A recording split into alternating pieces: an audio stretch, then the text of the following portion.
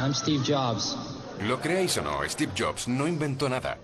No era ingeniero, ni un genio de los ordenadores, ni científico. Sin embargo, sin él, nunca habríamos conocido el Macintosh o el iMac. Nadie habría escuchado música en un iPod, ni habría llamado usando un iPhone. Y por supuesto, nadie habría navegado en un iPad. Jobs no diseñó sus productos, pero mucho antes que nadie, entendió que cambiarían nuestras vidas. Take a look at the screen, and I can move the screen with just a touch. Coolest thing about iPod is that your entire music library fits in your pocket. A phone and an internet communicator. This is one device, and we are calling it iPhone. And here we are, right at the New York Times. You can see how fast it is. Presentaba cada nuevo producto como una visión del futuro y lo hacía atractivo para todo el mundo. Era un visionario, un carismático jefe y tenía excelentes habilidades comunicativas. Pero también era autoritario, despiadado y un megalómano. Steve Jobs se ve a sí mismo como uno de los grandes líderes mundiales, culturales o políticos de nuestro tiempo. Hay muy pocas personas especiales en el mundo, Shakespeare, Newton y algunos otros, y él se consideraba uno de ellos. Se notaba en su forma de hablar. El resto eran hormigas y no significaban nada. ¿Y cómo este autodidacta con un sentido tan desarrollado de la autoestima llegó a crear una de las compañías más grandes de su tiempo? La vida de Steve Jobs es sobre todo la historia de un hombre que quería dominar el mundo a través de la tecnología de la información. Un mundo cruel, sin tabúes.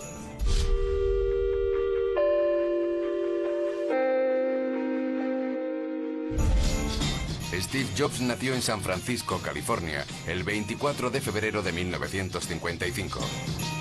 No tuvo un gran comienzo, ya que sus padres biológicos le abandonaron al nacer. Su madre, una estudiante soltera, y su padre, un joven profesor de origen sirio, no pudieron hacerse cargo de él y fue adoptado por Paul y Clara Jobs, una pareja estadounidense que nunca tuvo oportunidad de estudiar. Pero los Jobs hicieron lo posible por enviar a Steve a la universidad.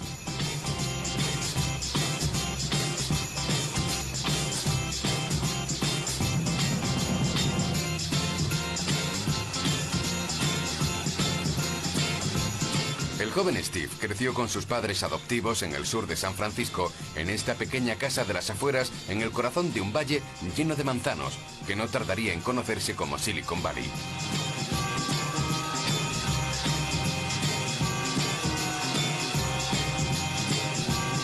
Pero lo mejor estaba por venir. En aquel momento la informática seguía en sus primeras etapas de desarrollo. Y aunque Steve no era un gran alumno, se interesaba especialmente por la electrónica. Aún así, el chico no era ningún genio. Era un amateur, un aficionado, un entusiasta de la electrónica, pero no era una mente brillante en los aspectos técnicos. Puede que Steve Jobs no fuera un genio, al menos en sus comienzos, pero tenía los amigos adecuados, sobre todo uno, su vecino Steve Wozniak, 5 años mayor que él. Ambos compartían una gran pasión por la electrónica, pero con una diferencia. Steve Wozniak era realmente un niño prodigio. Encontramos a Steve Wozniak, el ex cómplice de Jobs, en su casa del acogedor Distrito de los Gatos, en California. Ahí vienen. Recuerda cómo de joven pasaba horas ideando todo tipo de sistemas electrónicos y no se les daba nada mal. Oh, mira quién viene también. Yo era excelente. Con los años desarrollé ideas que tenía en la mente, formas de combinar chips que... cuesta creer cómo lo hice. No podía contárselo a nadie. No podía dejar que otra persona desarrollara mis ideas. Lo conseguí porque me esforcé durante años por mejorar y mejorar mis trabajos, sin leer ningún libro sobre el tema. Los antiguos logros de Steve Wozniak aún le sorprenden. Por una buena razón. Siempre fue muy avanzado. Un genio incluso. Leía a la edad de 3 años y a los 7 fabricó su propia radio. A los 13 años tenía grandes conocimientos sobre electrónica. A lo largo de su adolescencia creó un invento tras otro. El más destacado, la caja azul, el primer teléfono desde el que se podían realizar llamadas a todo el mundo de forma gratuita. Se insertan unos códigos de señales en el teléfono y este comienza a utilizar las líneas telefónicas haciendo llamadas de forma gratuita. El sistema de telefonía comienza a conectar con números de todas partes, sin cargos. El teléfono funcionaba perfectamente, pero resultó ser ilegal, por lo que Wozniak no podía hacer nada con él. Unos años más tarde, inventaría la máquina del futuro. Veámosla.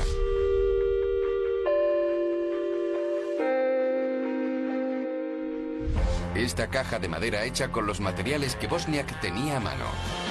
Parecía un juguete y, sin embargo, es el primer ordenador personal de la historia. A pesar de su apariencia, es absolutamente revolucionario. Se remonta al año 1976, una época en la que los ordenadores aún tenían este aspecto. Enormes máquinas que llenaban salas enteras, sin teclados, sin pantallas, muy lejos de los ordenadores de hoy en día. En comparación con esta enorme máquina, la versión de Steve Wozniak supuso un espectacular avance.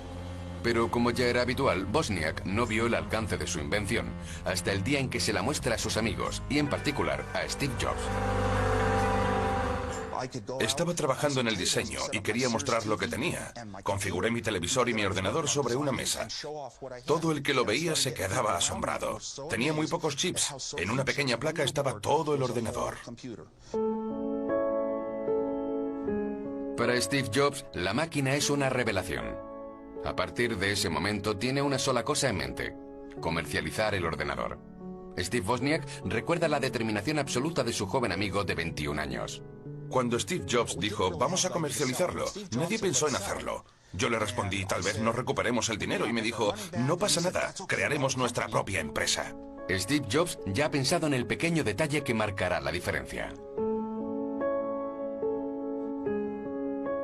Se le ocurrió el nombre de Apple Computer, un nombre increíble. Apple.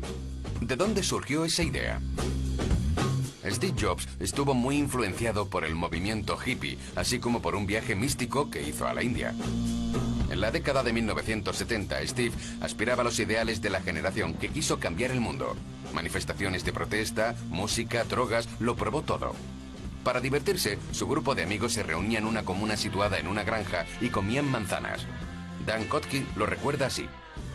Steve, mi novia, yo y otros amigos nos alojábamos en aquella granja. Era un huerto de manzanas y pasábamos el tiempo recolectándolas, ya que en aquella época éramos frugívoros. Nos alimentábamos de manzanas. Inspirado por el movimiento hippie y como homenaje a Isaac Newton, que descubrió la gravedad tras caerle una manzana en la cabeza, Steve Jobs la elige como logotipo. La mordedura del lado derecho se hizo para evitar que la confundieran con un tomate. Todo lo que el joven gerente hippie necesita ahora es encontrar clientes interesados en su revolucionario ordenador llamado Apple I. Rápidamente Jobs recibe su primer pedido de 100 unidades de Byte Shop, una de las primeras tiendas especializadas en ordenadores que acaba de abrir en Silicon Valley. El biógrafo Owen Linzmayer recuerda la extraordinaria presentación de venta que hizo Steve Jobs aquel día, a pesar de su imagen hippie. Era un joven hippie con sandalias, pantalones cortos y barba, que pidió un crédito de 30 días de varios miles de dólares para poder construir un ordenador que no se había probado en una industria inexistente. En aquel momento no existía la industria de los ordenadores personales. Solo estaban aquellos chicos y sus sueños en un garaje. Cuando Steve anuncia su primera venta a su socio, Wozniak no puede creerlo. Sobre todo porque aún no habían fabricado un solo ordenador. Consiguió un pedido de ordenadores fabricados por $500 cada uno. 100 ordenadores eran $50.000, el doble de mi salario anual en Hewlett Packard. Era una cifra grande, fue un shock financiero. Con los primeros $50.000 aún deben fabricar los equipos y lo hacen con los recursos que tienen a mano. Contratan a su amigo de sus años hippies, Dan Kotke, quien se convierte en el primer empleado de Apple. 29 años después, Dan nos lleva a su primer puesto de trabajo. Esto es Cupertino. Casi hemos llegado. Aquí está Chris Drive. Y el viaje merece la pena. Una de las empresas más grandes del mundo comenzó aquí, en la casa de los padres de Steve Jobs, en casa de papá y mamá. Aquí es donde me alojé en el verano del 76. Apple Computers comenzó en el dormitorio de la hermana de Steve, al fondo de la casa, pero luego se trasladó a la sala de estar.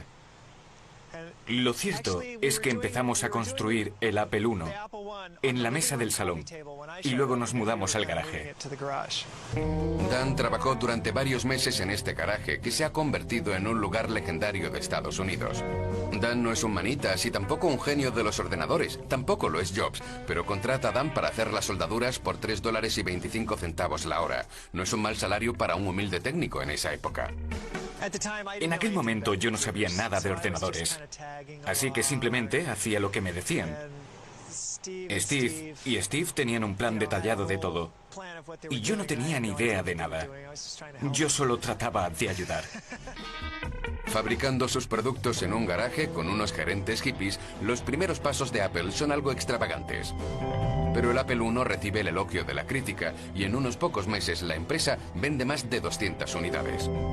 No está mal para un ordenador que hasta ahora ha sido dominio exclusivo de los cerebritos de la tecnología de la información. Apple I es algo básico e incluso se vende sin pantalla, lo que significa que los usuarios tienen que conectarlo a una pantalla de televisión. Manejarlo requiere conocimientos tanto de informática como de bricolaje. El Apple I no se puede llamar ordenador personal, porque había que ser técnico para instalarlo. Había que conectar los cables de acuerdo con los diagramas que imprimimos en una hoja de papel. Después, conectarlo a un monitor de televisión y averiguar qué transformadores comprar para obtener los voltajes adecuados para el ordenador. Había que tener conocimientos para montarlo.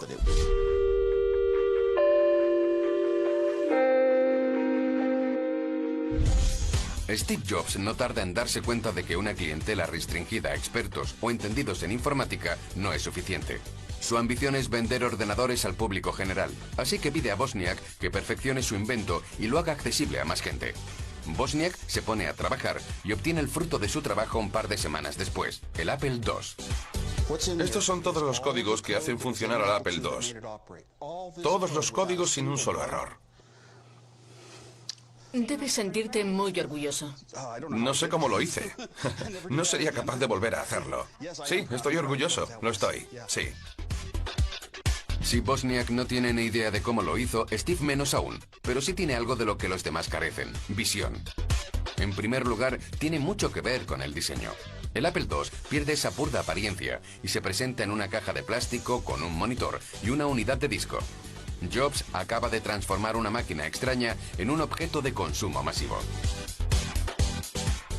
El Apple II fue revolucionario en el hecho de que fue el primer ordenador de su tiempo que se vendía completo. Listo para usar, nada más sacarlo de la caja. Era un auténtico dispositivo de consumo. Todo lo que resta ahora es convencer a las familias estadounidenses de que adquieran este producto del futuro para sus hogares. Y Steve Jobs tiene la solución a ese problema: la publicidad. Esta es su primera campaña. El Apple II se representa en el centro de la vida familiar. Desde la comodidad de su propia cocina, el propietario del Apple II puede comprobar sus acciones en el mercado de valores. A finales de 1970, eso es algo que aún pertenece al reino de la ciencia ficción. Y ahí es donde reside la genialidad de Steve Jobs, en llevar la tecnología a nuestra vida cotidiana, 20 años antes de la era de Internet, convirtiéndose en el primer hombre en imaginar productos sencillos, útiles y entretenidos que cambiarán para siempre nuestras vidas. Es 1979 y el joven ingeniero Andy Herfeld acaba de ser contratado por Jobs. Andy recuerda el vertiginoso éxito del nuevo ordenador nada más salir a la venta. Vender 1000 ordenadores mensualmente fue un gran éxito para Apple. Estaban encantados de vender 1000 unidades al mes en 1978. Los dos fundadores posan con orgullo para la posteridad. A principios de los años 80, su aventura se ha convertido en una historia de éxito. 4 años después de comenzar en un garaje, la pequeña empresa se ha convertido en un nombre clave de Silicon Valley. El Apple II ha conquistado Estados Unidos. Se han vendido 300.000 unidades y ahora incluso se utiliza en los colegios. Los estudiantes estadounidenses aprenden informática en el Apple II. A finales de la década de los 80, la joven compañía cotiza en bolsa y abre sus puertas al mercado. Se venden casi 5 millones de acciones de Apple en pocos minutos y el valor de la compañía sube un 32% el primer día. Ambos jóvenes se convierten en millonarios de la noche a la mañana. Jobs tiene 25 años y Wozniak 30. Su activo conjunto es de 300 millones de dólares. Sus estilos de vida mejoran en consecuencia. Este es el Porsche de Wozniak con su matrícula de Apple II. Jamás tuve mi propia casa. Nunca tenía suficiente dinero y pensaba que jamás lo tendría para poder irme de vacaciones a Hawái. Y de repente lo tuve todo. Así que sí, fue una sensación fantástica. Pero poco a poco, el genial inventor se retira de la empresa para dedicarse a sus pasiones, improvisar inventos extraños o incluso organizar grandes conciertos de música folk. Es más, tener a Steve Jobs como socio no es fácil. Nunca tiene suficiente. Quiere controlarlo todo, absolutamente todo. Para Jobs, la aventura apenas comenzaba.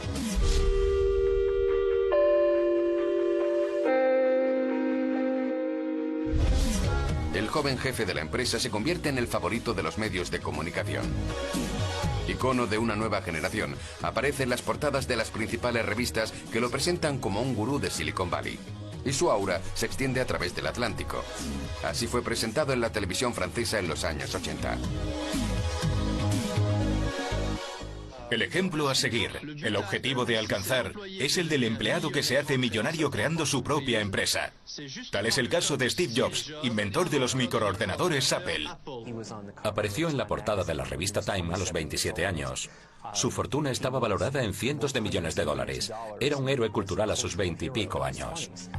Steve Jobs, que no era exactamente modesto, se convertiría en un auténtico megalómano. Su objetivo era convertirse en el líder indiscutible del mundo de la tecnología.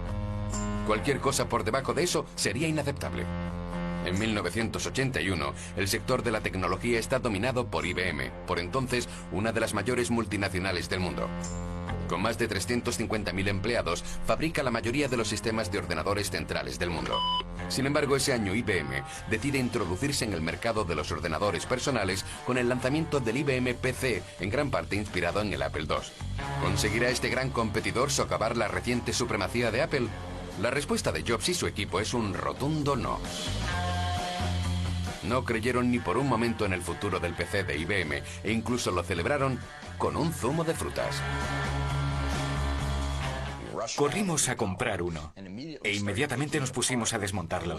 Cuando vimos lo pobre que era su diseño, empezamos a reírnos. Cuando la gente de Apple vio el ordenador de IBM, dijeron, esta máquina es una porquería, no hace nada interesante. No tiene las capacidades gráficas del nuestro, ni un sistema operativo como este. No tiene software, solo es una caja fea e inservible. Sin embargo, a pesar del desprecio de Steve Jobs por el PC, este se vende bien. Incluso invade la cuota de mercado del Apple II, pero su éxito se reducía a tan solo 3 letras. Pero esa caja fea e inservible tenía las letras IBM en ella. Y para mucha gente en ese momento, IBM era una apuesta segura y estaban dispuestos a comprar IBM por encima de cualquier cosa, independientemente de lo buena que fuera la competencia. Dolido en su orgullo, Steve Jobs decide reaccionar. Convencido de su superioridad, quiere aplastar a IBM. Se convierte en su obsesión. Y para combatir en esta guerra, contrata a un empresario. Pero no a uno cualquiera, sino a John Scully, director ejecutivo de Pepsi-Cola. Un hombre famoso por aplastar a una gran competencia, Coca-Cola. La colaboración de estos dos hombres se convierte en noticia de primera plana. Su plan para derrotar a IBM incluso acapara los titulares de Business Week. Steve Jobs no tiene ninguna duda, como se aprecia en el modo en el que pidió a Scully que se uniera a su equipo. La historia de cómo Steve Jobs convenció a John Scully de que se uniera a Apple se ha hecho famosa. Le dijo, ¿quieres seguir vendiendo agua azucarada o quieres tener la oportunidad de cambiar el mundo? Cambiar el mundo. Tal era la misión de Steve Jobs. Y haría todo lo posible para que eso sucediera, sin importar el coste. Steve Jobs se dedica al 100% a la realización de un gran proyecto. Un ordenador tan vanguardista que superaría a su competidor de IBM para siempre. Su nombre, Macintosh. Para diseñarlo, exige la entrega total de sus equipos. Los ingenieros de Apple deben estar dispuestos a sacrificarlo todo Para Andy Hertzfeld no todos son recuerdos felices. Se acercó y me dijo, tengo buenas noticias para ti. Vas a trabajar en el Mac. Le dije, genial, dame un día para terminar esto que estoy haciendo del Apple II.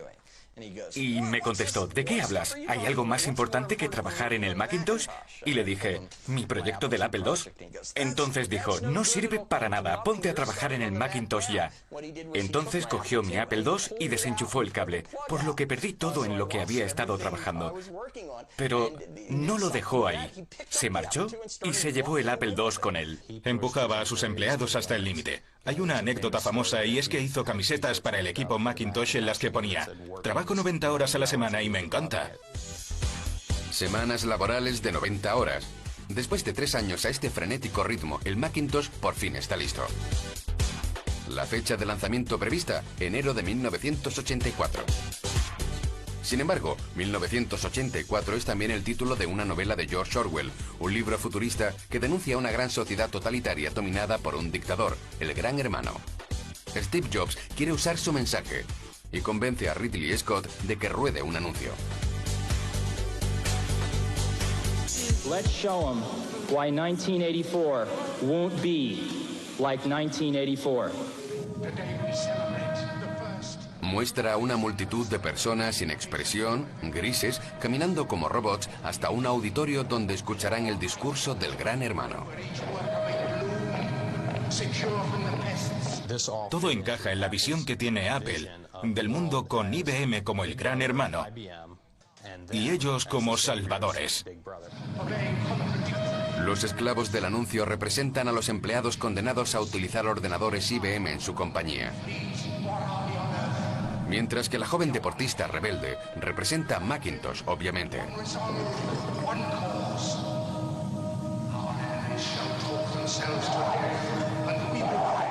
Iban a liberar a las personas de la opresión de las computadoras centrales, el aburrimiento y la compañía.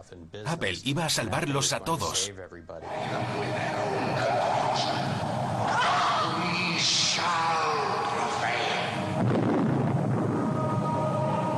On January 24th, Apple Computer will introduce Macintosh. And you'll see why 1984 won't be like 1984. La razón por la que el Macintosh no aparece en este anuncio es porque Steve Jobs quiere tener el privilegio de presentar su creación al mundo entero. Andy Hertzfeld recuerda aquel famoso 24 de enero de 1984, el día en que se presentó el Macintosh. Espero que puedas ver todo el auditorio como yo. Todo el mundo enloqueció. Ese día, ante un auditorio lleno y frenético, Steve Jobs organizó su propia consagración. You've just seen some pictures of Macintosh. Now I'd like to show you Macintosh in person. En un espectáculo al estilo estadounidense, para su gloria y la de su creación, se dispone a demostrar su avance tecnológico, logrando al fin que la interacción con el ordenador sea más humana. En pantallas gigantes descubrimos su capacidad de animación y gráficos. Por primera vez, un ordenador permite incluso dibujar. A modo de ilustración, un retrato de sí mismo, Jobs se muestra más megalómano que nunca. Escuchad lo que programa en su máquina. Right now, I'd like to sit back and listen. So it is with considerable pride that I introduce a man who's been like a father to me, Steve Jobs. Steve Jobs apenas puede ocultar su emoción, convencido de que su bebé le permitirá aplastar a IBM y llegar a ser, por supuesto, el amo del mundo. ¿Habéis visto eso? ¿Cómo está prácticamente llorando? A los 29 años, Steve Jobs está en el pináculo de su gloria. El Mac y su presentación son un golpe de genio.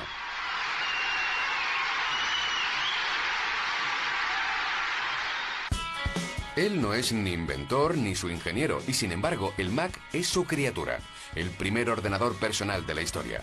La prensa es unánime, es una revolución, y en cuestión de ventas es un golpe de gracia. A pesar de su elevado precio, el Macintosh triunfa, $2.500, el doble que un ordenador IBM. El Macintosh fue un éxito fenomenal desde el principio. Resultaba increíblemente atractivo para un determinado grupo de personas que aún no habían encontrado el equipo perfecto para ellos, o como Apple solía decir, para el resto de nosotros. Lo que distingue al Mac de todos sus rivales es su extrema facilidad de uso. Hasta un niño podía usarlo. Todo gracias a avances revolucionarios como el ratón. El ratón en esta forma era totalmente novedoso. Al igual que los iconos, los menús y las ventanas, que aparecen aquí en una pantalla de ordenador por primera vez. Lo que hace que todo sea posible es el cerebro del Macintosh, su sistema operativo. Va 10 años por delante de sus competidores. Steve Jobs está convencido de que ha alcanzado la cumbre, solo y sin rivales. Sin embargo, había un problema. Cegado por su combate con el gigante IBM, no vio que otra amenaza acechaba. Su nombre: Bill Gates, un joven genio de la informática. Tiene 29 años, la misma edad que Steve Jobs, y al igual que él, también creó su propia empresa muy joven, Microsoft. Sin embargo, en 1984, el año de la explosión de Apple, seguía siendo una pequeña empresa. Microsoft no era la gran empresa que todos conocemos hoy en día. No existía este monopolio gigante. Era mucho más pequeña que Apple en aquel momento. A diferencia de Apple, Microsoft no fabrica ordenadores, solo aplicaciones. También crea su propio sistema operativo. Sin embargo, Bill Gates está impresionado por el sistema de equipamiento del Macintosh. Incluso lo alaba públicamente.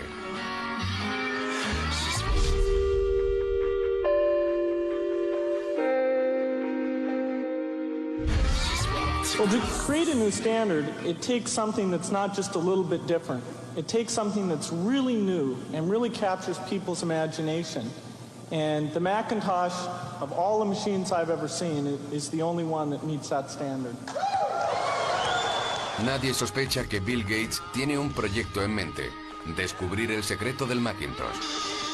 Bajo su propia marca, quiere crear un sistema igual de avanzado, con la inconfesa intención de venderlo a los rivales de Apple.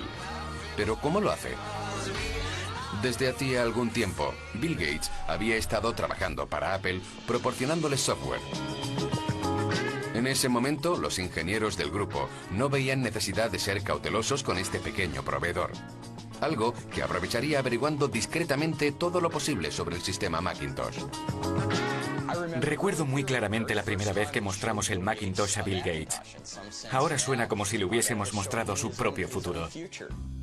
Pero pasó un tiempo antes de que Apple lo descubriera, a pesar de que Bill Gates se mostraba cada vez más curioso. Todo lo referente al Macintosh le fascinaba. Hacía muchas preguntas, demasiadas preguntas, hasta el punto de que Steve Jobs le sorprendió en una discusión con Andy. Estaba a punto de decir, ¿podrías crearlo incluso partiendo de un Apple II? Cuando Steve escuchó lo que estaba a punto de revelar, gritó, ¡calla! Él pensó que no le había entendido y volvió a gritar mucho más alto, ¡calla! Y todo el mundo miró como diciendo, vale, mensaje recibido. Steve Jobs tenía motivos para preocuparse, pero ya era demasiado tarde. La bomba estalló un par de meses después, cuando la tecnología de los PCs, milagrosamente, se equiparó a la de los Macintosh. Habían incorporado un menú desplegable y un ratón, todo gracias a un nuevo programa de Microsoft. Bill Gates acababa de lanzar su propio sistema operativo, Windows, inspirado directamente en el cerebro del Macintosh. Cuando Steve supo lo de Windows, dijo algo así como, yo estaba presente, y añadió, quiero a Bill Gates en este despacho antes de que se ponga el sol. Necesitaba enfrentarse a él. Pero cuando después se reunieron, Steve se enfrentó a Bill Gates y le dijo, dijiste que no estabas copiando el Mac, y lo has hecho. Nos has traicionado. ¿Cómo podemos seguir trabajando contigo y confiando en ti? En algunas situaciones, era difícil defenderse de su enfado. Podía ser muy persuasivo y contundente.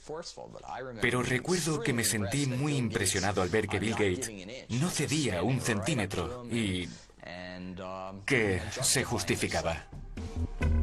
Bill Gates lo había logrado. Windows no tardaría en ser parte integrante de la mayoría de los ordenadores del planeta, a un precio que no dejaba margen a la competencia. Para Apple fue un desastre. Las ventas del Macintosh cayeron en picado en cuestión de semanas. Y la suerte de Steve Jobs comenzó a desvanecerse. De repente, por primera vez en su carrera, comenzaron a preocuparse por lo que le pasaría a la empresa si la gente no compraba el Mac. Para superar la crisis, John Sculley, ¿le recuerdan? El tipo al que Steve Jobs contrató 2 años antes decidió adoptar una medida hasta ahora impensable: despedir al padre del Macintosh, fundador histórico de Apple. Para Steve Jobs fue una cruel decepción. Desterrado de su propia empresa a la edad de 30 años.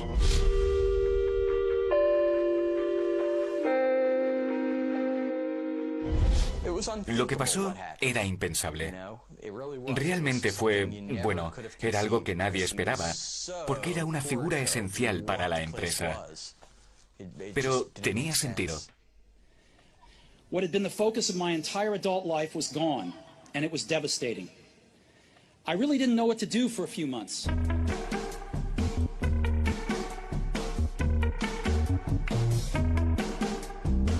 Es 1985 y Steve Jobs incluso considera dejar Silicon Valley para siempre y dedicarse a otra cosa.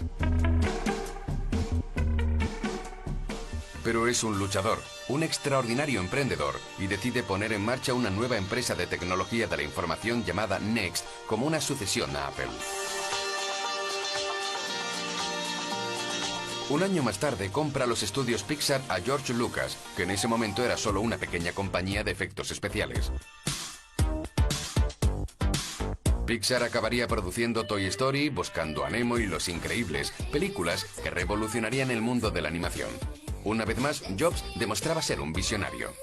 Pasan los años y Steve continúa desarrollando nuevas tecnologías, aún con la loca esperanza de cambiar el mundo.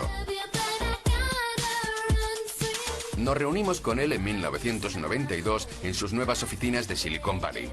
Y como vais a ver, ya entonces imaginaba cómo sería el siglo XXI. What is my dream today? This is a very French question. I guess I think computers are just in their infancy today. So maybe they've come this far in the last 30 years. Everyone having a computer isn't enough anymore. We have to have them start to work together to do some amazing things. Steve Jobs, tan visionario como siempre, con solo 37 años, aún tiene tiempo para crear todo lo que tiene en mente. Mientras tanto, a mediados de los 90, Bill Gates ha ocupado su lugar. Su compañía, Microsoft, controla la industria de la tecnología de la información. Es una descomunal potencia económica, casi un monopolio. El 97% de los ordenadores del mundo funcionan con su sistema Windows. Por otro lado, desde la marcha de Steve Jobs, Apple ha seguido perdiendo terreno. La marca necesita urgentemente una reforma. Su cuota de mercado se derrumba con solo el 3%. El 5 de febrero de 1997, un titular Business Week reza: la caída de un icono estadounidense. Apple caía en picado hacia su desaparición. Había pasado por una serie de directores y ninguno de ellos había tenido éxito. La gente perdió la confianza en la marca. Incluso los clientes más leales y fanáticos comenzaban a optar por los PCs. En ese momento, Apple acababa de contratar a un nuevo director general, Gilbert Amelio. John Sculley, enemigo acérrimo de Jobs, fue despedido. Gilbert Amelio decide arriesgarlo todo y juega su última carta llamando al hombre del momento, el gurú de los comienzos de la compañía, símbolo de la edad de oro de Apple, Steve Jobs. Ahora tiene 42 años y, como siempre, la cabeza llena de ideas.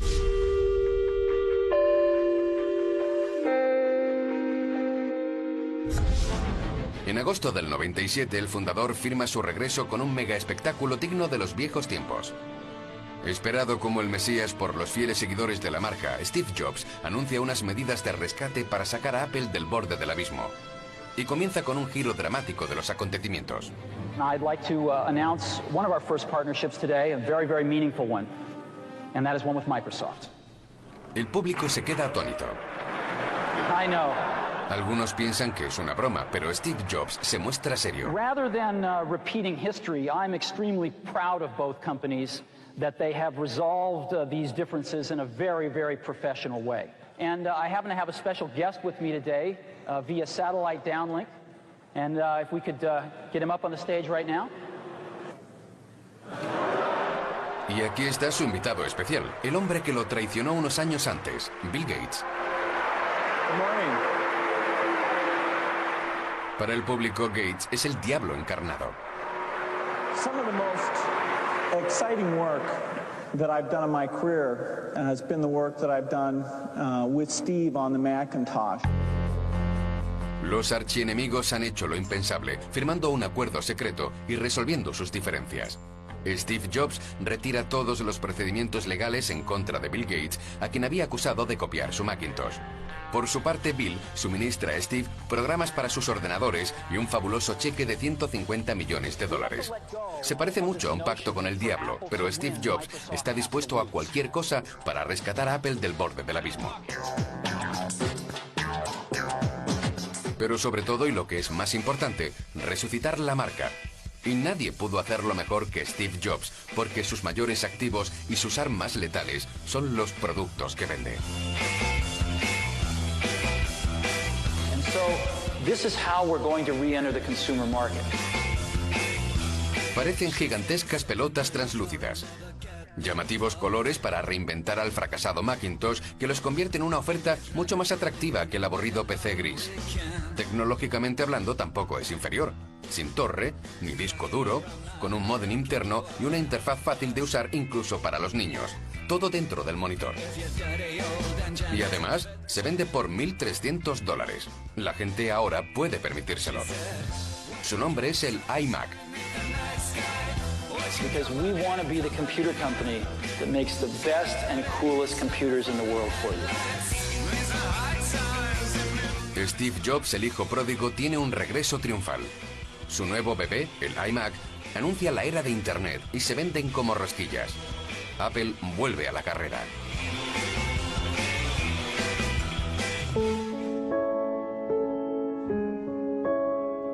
Pero las ideas de Steve Jobs van mucho más allá. Su increíble visión de futuro no se limita solo a los ordenadores. Habiendo democratizado la informática, Apple se lanza audazmente al mercado del entretenimiento masivo. La música es su nuevo patio de recreo. Y Jobs saca un pequeño y curioso dispositivo para escucharla. La fecha es 23 de octubre de 2001. There it is, right there. It's called iPod. Coolest thing about iPod is that your entire music library fits in your pocket. Never before possible. Tras la invención del Macintosh, esta es la segunda gran revolución de Apple. El iPod, el pequeño reproductor portátil de música, se convierte en un objeto de culto y un auténtico fenómeno cultural. Cambia la forma en que escuchamos la música. Hola. Hola, estamos haciendo un reportaje para la televisión francesa sobre el iPod. Solo quería preguntarte si te gusta. Tengo toda mi música aquí dentro. Puedo llevarla donde quieras, sí.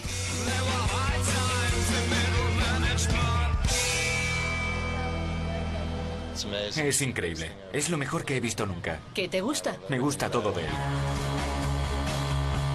El iPod disfruta de un éxito extraordinario y rápidamente se convierte en el reproductor digital portátil número 1 del mundo. Apple ya ha vendido 275 millones. Y junto con el iPod viene el iTunes, la inseparable aplicación para la gestión de su música que Steve Jobs vende online. Lo que es más, Apple fija los precios. 9,99 € el álbum y 99 céntimos la canción. La industria de la música está a sus pies, como explica Michel de Sousa, expresidente de un importante sello discográfico. La parte que no controlábamos era el precio de venta al público.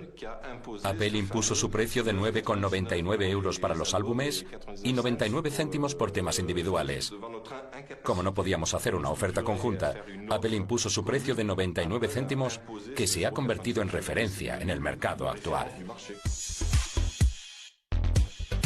De hecho, todo el mundo ganaba, porque Apple transfería parte de sus ventas online a las compañías discográficas.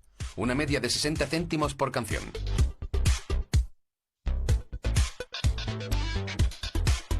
Gracias a su catálogo, un año después de su lanzamiento, iTunes vende más de 50 millones de canciones, 500 millones al año siguiente y más de 10.000 millones en la actualidad.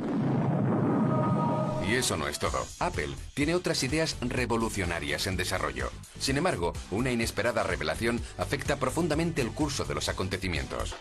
En junio de 2004, Steve Jobs anuncia que padece cáncer de páncreas, un grave tumor con muy mal pronóstico. Pero Jobs es un luchador y vive cada día como una oportunidad más para saborear la vida al máximo. Al año siguiente, en junio de 2005, la Universidad de Stanford nombra a Jobs, el hombre autodidacta, doctor honoris causa.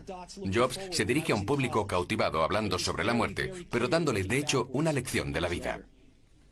Remembering that I'll be dead soon is the most important tool I've ever encountered to help me make the big choices in life. Aconseja a los estudiantes que no dejen sus vidas pasar y que persigan activamente sus sueños.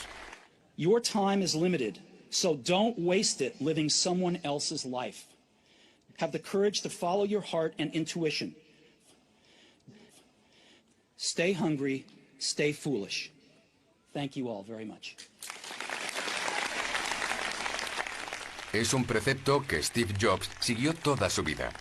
Pero el 12 de junio de 2005 sabe que sus días están contados y su urgencia por finalizar su inacabada obra maestra es mayor que nunca.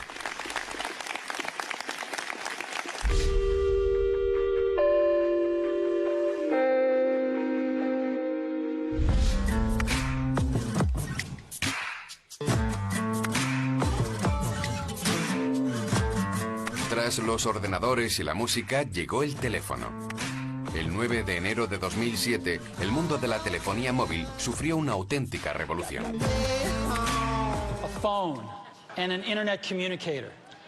This is one device, and we are calling it iPhone. En un espectáculo perfectamente coreografiado, Steve Jobs, como un mesías de los tiempos modernos, lanza su última maravilla con una sola ambición en mente: ser la referencia en la telefonía móvil. Y sobre todo, un evento con el poder de causar un gran revuelo.